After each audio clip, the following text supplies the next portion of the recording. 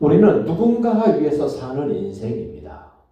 자기를 위해서 살든 가족을 위해서 살든 아니면 회사를 위해서 살든 대한민국을 위해서 살든 인류 역사를 위해서 살든 하나님의 나라를 위해서 살든 우리는 누군가를 위하여 살고 있고 살아가게 됩니다. 우리 후손들도 마찬가지입니다. 이 땅에 태어난 모든 사람들은 누군가를 위하여 삽니다. 가끔 그런 얘기를 합니다. 우리 예수 믿는 사람들은 술 주정뱅이보다는 나아야 되지 않느냐.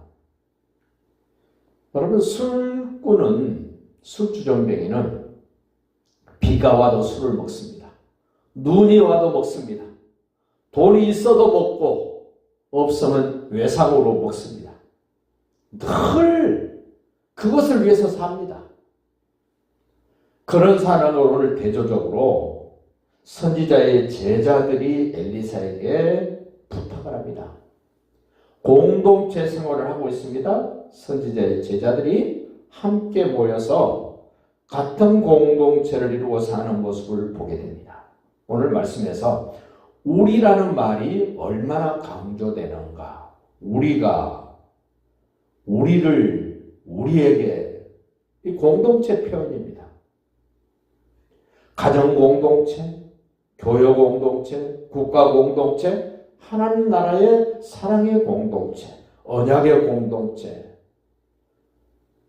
향후에, 동창회, 전부 공동체 이야기입니다만은 오늘 성경에서 하나님의 나라를 위한 공동체 사람들이 하나님을 위하여, 공동체를 위하여 일하다가 어떤 문제가 생기면 그 문제는 내 문제가 아니라 공동체의 주체가 되신, 공동체의 주인이 되신 그분이 문제를 해결하신다는 확실한 증거를 주시는 이 짤막한 본문 1절 보십시오.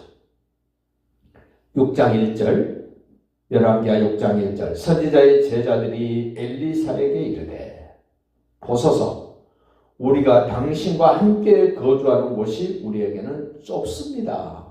비좁습니다. 누가 봐도 공감할 수 있는 50명의 제자들, 그리고 엘리사가 함께하는 것 비좁습니다. 그래서 어떤 방안을 내놓습니다. 2절 봅니다.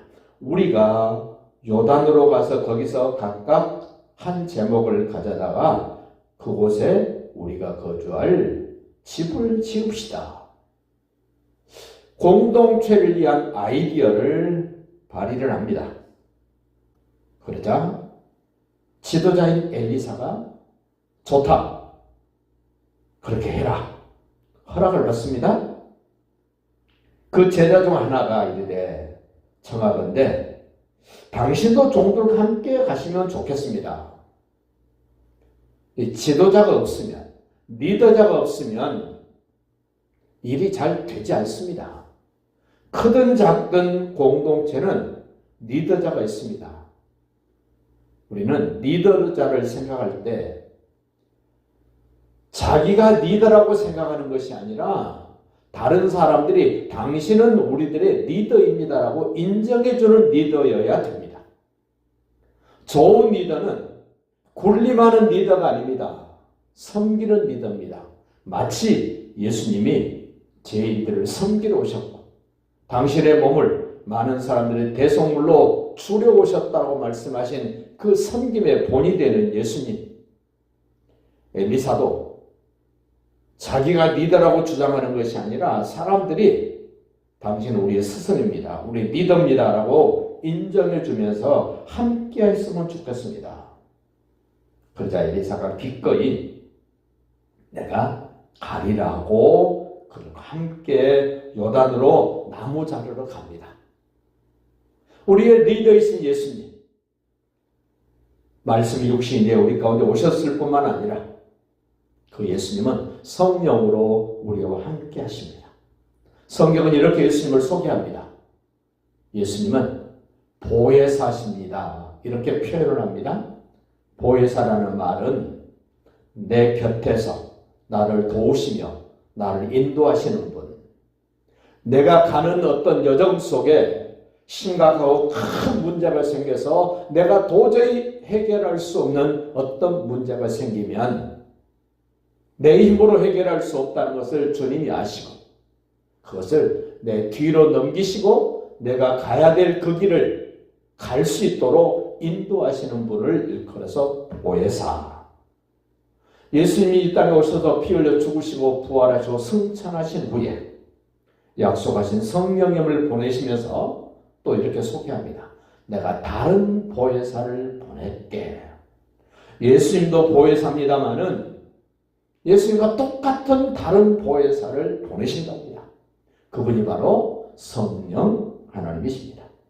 그분이 오셨습니다.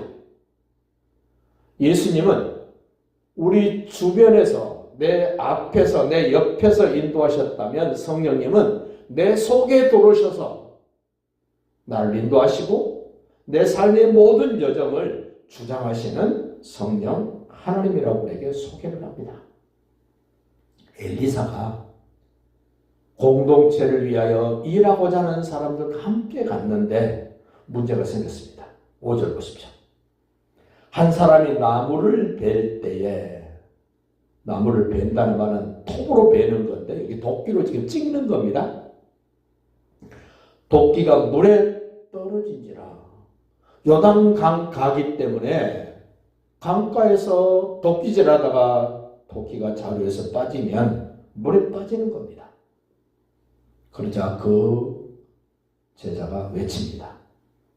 아하, 내 주여, 이는 빌려온 것입니다. 저는 이 대목이 나는 없다고 빠지고 동참하지 않고 뒤에 그냥 멀쩡하게 서 있는 사람이 아니라 내 것은 아니지만 그 공동체를 위하고 집을 짓고 협력하고자 하는 그 의지, 그 결단이 있어서 이웃집에서 도끼를 빌려왔습니다.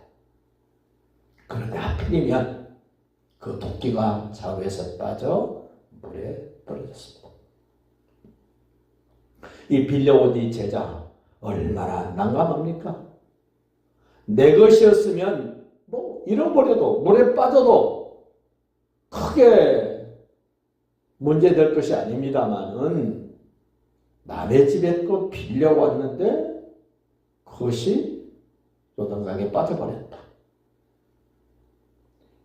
공동체를 위하여 협력할 때 문제가 생기면 그 문제는 내 혼자 끌어안고 나 혼자 발버둥 치는 것이 아니라 6절에 답이 있습니다. 하나님의 사람이 이르되 어디 빠졌느냐. 여기 중요한 관계를 보십시오. 빌려왔습니다. 공동체를 위해서 일하다가 도끼가 빠졌습니다. 혼자 고민하고 갈등하고 근심하고 걱정하는 것이 아니라 말을 했습니다.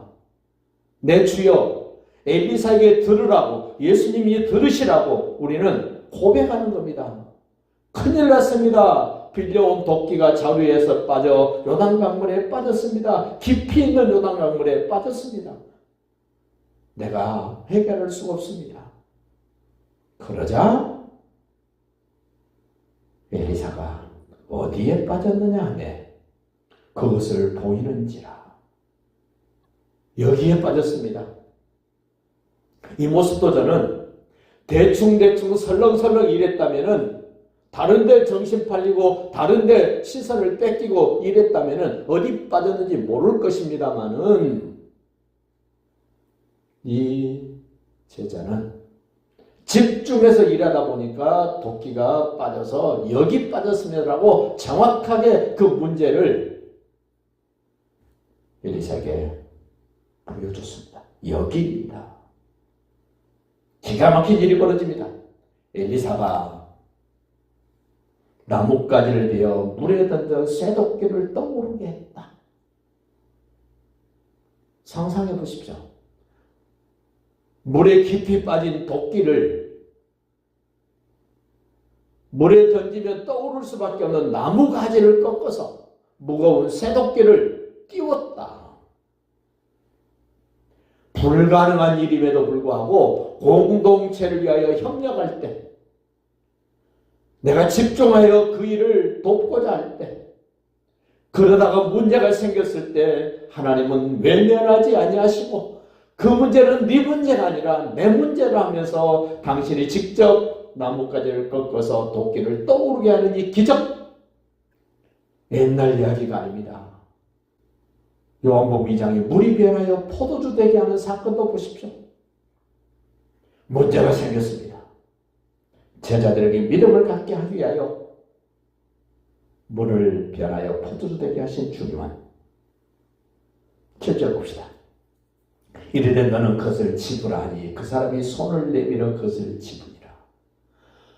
도끼가 안 빠졌더라면 이런 체험 못했을 텐데 도끼가 빠져 문제가 심각했을 때 이 문제를 통하여 새로운 체험을 하게 하신 하나님, 살아계신 우리의 하나님이십니다.